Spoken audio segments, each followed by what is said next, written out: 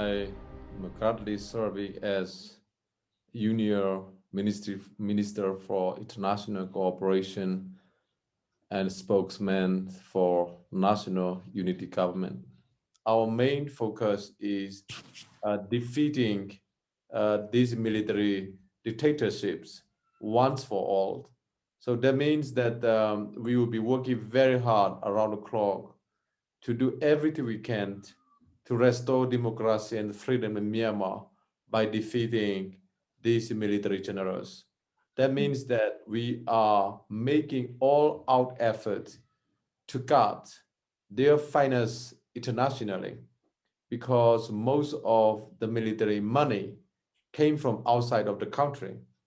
And also we will be working very hard on the access of military generals to the resources inside the country, mostly natural resources that include gas and oil and timber and precious stones.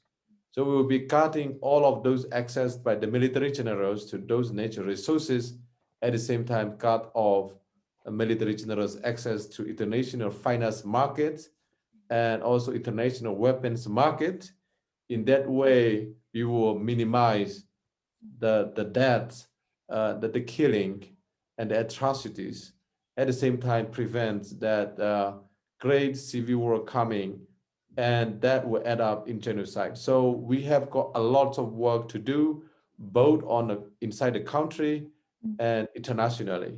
So we are divided in our job and responsibilities. So mainly international is now the key in terms of defeating these military generals, by making international community coming together to provide and do tougher sanctions and actions against these military generals. My ministry will focus on international recognition of national unity government. Where is NUG's office located? Can you tell us? Our president is from Kachin State. As you know, he is the Kachin leader and war expected. And then mostly our president's office will service from Kachin State. And then our prime minister's office is also in Myanmar. He's a current, and therefore you can say that we will be functioning mostly from the states and also from the west and the south and the north and the east. So it will be from several directions. So that means I cannot tell you the location because of security reasons, and I hope that's appreciated. We keep in touch every day, and we talk every day, every morning, every evening, every noon. And so that is through the virtual meeting. I mean, you see, CRPH member of 17 are representing behind 393 elected member of parliament by the people of Myanmar for the people of Myanmar. So the will of elected member of parliament were represented through CRPH. And that is the will of the people of Myanmar expressed in 8th of November 2020 election. So there's a cloud and clear. There's no division. We all are united. As I said earlier, we are United States of Myanmar. As the people of Myanmar spoken loud and clear in 2020 November 8 elections, they have given us the mandate to form the government of Myanmar, to represent the people of Myanmar. As the mandate, we form this national unity government with great challenge and difficulties. So it's very important for us now to get international community engaged with national unity government of Myanmar. That means that the engagement of international community and the cooperations of international community become the key to stop the bloodbath in Myanmar. International engagement and support to our government will prevent this great civil war, and which will end up in genocide. I can tell you that this cabinet at National Unity Government, almost 60% of the cabinets are from ethnic nationality background. Our president is Dawar Lasila. He is a great Kachin leader. He's a respected leader, and he's from Kachin, and he is a great leader in the Kachin state before. Now he is the leader of the nation, and our prime minister is Ma Wee Kai Tan. Our prime minister was serving as Speaker of the Parliament of Myanmar the last 5 years, and he's a great Karen leader, and he is respected leader from Karen state. That means that our president is from Kachin state, our prime minister is from Karen state. I myself, I'm from Chin state. That means that this is a very indeed unity in diversity that our country has wishes for. Again and again, is military generals. They hate freedom. They hate democracy, and they are afraid of unity in diversities. That's why they use the policy of divide and rule tactics for many, many decades. Now we say those days are over. Now our people are united ever than before. Our unity is our strength. Now you can see we call ourselves as National Unity Government, not because of other reason, but because of we are indeed United States of Myanmar. All works of life, from teachers to laborers, from students to young generation, to the women, to the children, to the parents, to all from ethnic arms organization to civil society organization, from political parties to elected member of parliament, we all are united now. And our unity is our strength. Do you bring about real change in Myanmar? This is very simple. Now we are in 21st century, yeah? And the people are different, yeah? The approach are different. The situations are different. Circumstances are different. The leaderships are different. So we are, I believe that, the world will very soon recognize all of, this National Unity Government of Myanmar as the only legitimate government of Myanmar. And we are the only mandate government of Myanmar. We are the only legal government of Myanmar. So it's just black and white. Now we are very different from the age of NCGUB. And NCGUB, by the way, happened after protests. And now the main difference is after election, yeah? Not after uprising. It's very different. After election, that is legitimate, that is legal, that is the mandate of the people of Myanmar.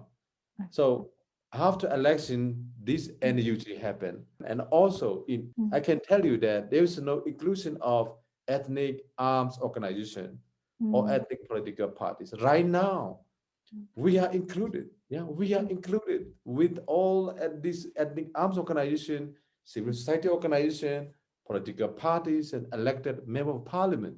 So it's good for the people. They understand that it's the future that they are looking for. What's your next plan? So as a country, yeah, a country must have army. Yeah.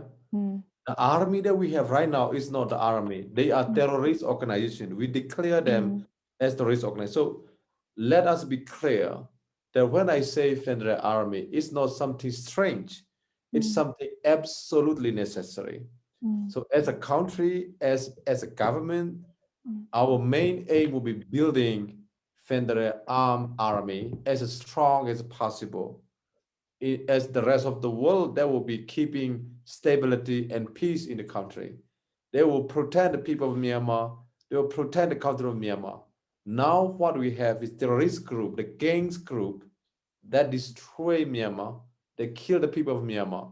So we will need to have an army that's disciplined, the army that is under civilian control, not by the control by one man of military generals. So those days are over in our watch. So we will be building up that discipline and that that is working under the norms of international standards of operation and protocols. There's something called international norms and regulation. So these military institutions that has been hijacked by these military generals, they now become terrorist organization. We are not going to allow our country armed forces become terrorist organization. All ethnic arms organizations, they all understand why we need federal army. The people of Myanmar understood why we need federal army. Again, these military generals have hijacked military armed forces of the country called Myanmar for their personal interest to sustain them in power. So they stolen the wealth of the country of Myanmar from the people of Myanmar, and they stolen from gas, oil, and timber and nature resources, and they bought weapons from Russia and China, other country, and they have built this military institution for the last several decades. And unless we reform and replace this military institution, which has been hijacked by these cruel, brutal military generals, there is no future of Myanmar. There is no democracy in Myanmar. There is no peace in Myanmar. There is no stability. So it's very important that federal army is, coming as umbrella group. Yeah, and it is umbrella in which everyone will have the chance to be a part of federal army in the future. That means Kachin, the Karen, Sham, Murakai chains, all, you name it. They all will be welcome to join in the federal army, and they will be federal army in their own states. So it's a very, very good. And also we'll be inviting men and women in uniform who are being hostage by hostage taker of these military generals to come and fleet their battalions to join to federal armed forces, federal army. In that way, there will be less killer. In their way, there will be less men and women in uniform who will take up those arms to kill the people of Myanmar. So it's a very important strategy. And also federal army is the army that has to protect federal constitution of Myanmar and federal principle and federal future of Myanmar. So it's very important. Okay. So most of those men and women in uniform are ordinary people like you and me. They have got the heart. They love the people. They love the country. Yeah. Once we have got a plan for them, lay out the plan, that they all will join. I feel that this Damador will dry up sooner or later. They will dry up. They will have no man to serve for them. So you have to make the choice. You like to be the slave to this killer? Are you really like to be slaving under this murderer in chief? Or you like to be with the people who is giving their life for the future of their children and their grandchildren and the generation to come? It's very simple. Let me compare from what happened in Chin State, where I came from. 83% of police officers from Chin State have defected military orders to kill the Chin people. So now you see in the Chin State, the death toll from this protest and strike is less than the rest of the country in Myanmar. Why? Because military police officers have run away from the battalion. The same is going to happen in Yangon. The same is going to happen in Mandalay. And that includes very high-ranking officers. I have got the information, which is very important one, that so many military officers, high-ranking officers are ready to go to safe zone, actually, that federal army will be a safe zone for them to run away. That is also our strategy, because the more number they have in the hands of military generals, more people of Burma is going to die. It's very simple. So that means that you minimize them, the number, as less as possible, less people will die. Because these military generals are known for their brutality and their killing. There is history. They have got the records. The way they kill Rohingya brothers and sisters, just imagine. They don't have weapon, okay? The way they killed was thousands, yeah? So that same thing will happen to the people of Myanmar again this time if we do prevent it. So this is a very important strategy for us to allow these military men and women in uniform to defect to federal army. They will be given a better job, yeah? They will be respected and they'll be promoted. If you are coming from as a general from this Tamador to federal army, you will be rewarded and you'll be promoted and you'll be respected. So we have got all the strategy in place. I don't think so. I don't think so. Because if they just recognize these military generals, that means they legitimize killing 700 people of Myanmar, okay? And any government recognize these military generals coup, they recognize the atrocities they committed. They recognize the atrocity they committed. They recognize the killing of Muslim brothers, sisters, or Rohingya. They recognize the killing of Kachin, Karen, Shamur, Kanji. So recognizing military generals have heavy price on them. I'm telling you, these military generals will be brought to justice one day, sooner or later. They have no other way. The only way for us is to justice. So that's why we are talking to ICC. That's why we are talking to ICJ. If you talk about ICJ, both cases, these military generals are responsible for those atrocities against the crime against humanity and ethnic cleanses and all those killing. So that means that if any country recognize these military generals, they are committing crime against humanity with these military generals. So I really hope that the world see that picture of black and white. The people of Myanmar, yeah, now they are really behind of NUJ. Yeah, they all love because it's their government. It's the government by the people of Myanmar for the people of Myanmar.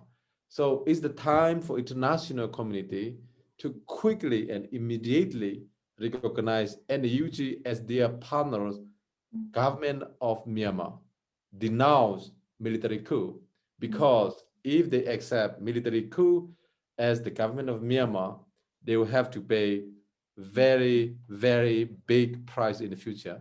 What countries have recognized the NUG as a Myanmar government so far? Let me put it this way. I mean, there's definition of recognition, okay? Some country may not just say, oh, I recognize you as government of Myanmar, but, you know, I can tell you that America administration, President Biden administration, State Department, Secretary of State assistants have met us already, yeah? They meet us. And then now today, after I speak to you, I'm going to meet with Minister Nigel Adams, who is Minister of UK government. And then in the coming days, I'm meeting with the European Union's ministry levels. And then, you know, we are talking to several government, I can tell you. But, you know, so that means that we are already there, yeah? And so we will not be just, yeah, so that is what I mean by recognition is, you know, we are the only legal body in Myanmar. We are the only government of Myanmar. We are the only legitimate government of Myanmar. So it's a very common sense. It's just common sense. So I'm sure that other free and democratic countries in the world are looking forward to work with us because we are the only legitimate government of Myanmar. we are looking forward very much to go to talk bilateral talk with the Korean government. And then, as you know, we appreciate a lot to Korean people and Korean government.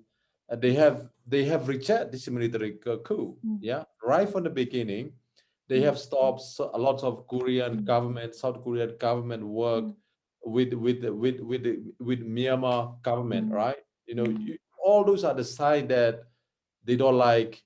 No one like these military generals. And now is the time for Korean government to engage with NUG government to restore democracy in Myanmar. That will be good for Myanmar. That will be good for South Korea, and that will be good for the region. Because chaos in Myanmar is not good for anyone. It's not good for Myanmar. It's not good for the region. So it's time for us to talk to South Korean government bilaterally and discuss what can we do. Yeah, what can we do? So we will be having a lot of things on the table together. So we will be playing one after one, and what fits and what doesn't, what work, what do not work. In that way, our discussion will go.